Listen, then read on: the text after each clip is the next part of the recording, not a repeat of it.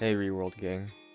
Today we're going to get you into our intermediate portion of our tutorials by introducing you to LUA scripting.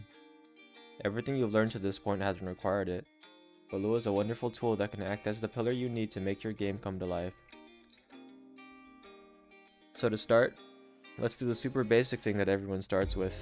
Let's print hello world. Make a LUA component in the workspace hierarchy. Double click it, and a window should pop up. You should see print hello reworld on the top already. Go to the next line. Type local space a equals 10. And the next line, print parentheses a. As you've probably figured, this is just going to print the information that we told it to print. So because a equals 10, it's going to print 10, and it's going to print hello reworld before that. So next, let's make a LUA file in the workspace and call it global code. We're calling it this because of where the scope of the code is in the hierarchy. It's in a workspace hierarchy, so it's more likely to be able to access things across the workspace. We'll get to more of what I mean later. In coding games, it is extremely important to think about scope. Let's show a quick example of this by creating access variables. We're going to type local a equals workspace.part. Next line, local b equals a.parent.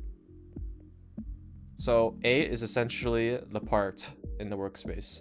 Whatever is named part is now a. Local b is that part's parent, which is just essentially the workspace.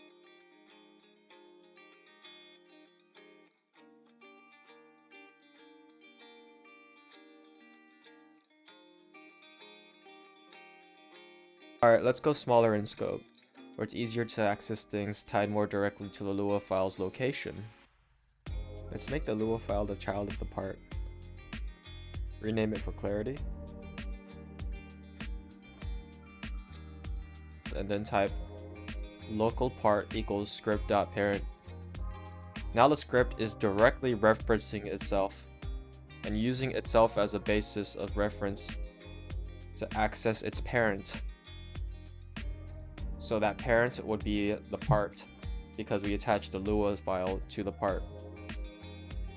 This is accessing the part from the inside out rather than the top down. Let's go back to our other script. The one that is not attached to a part, the global code. Let's try it. Instead of using local a equals workspace.part, let's replace it with local a equals workspace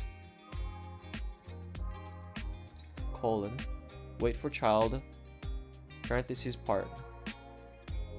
What this does is it suspends the process until the child object is found, which is better for game optimization. If you fill out the timeout parameter, the process will be suspended according to the parameter time, and will be resumed normally once the parameter time is exceeded. We don't really need to worry too much about this for now. Just know that using wait for child is efficient for game optimization. So let's review everything we've learned. We have two ways of accessing something, one from the top down and one from the inside out. Let's add a light to this part. And then for the global code, let's write local light equals a wait for child light. It's optimized for performance because we're using wait for child.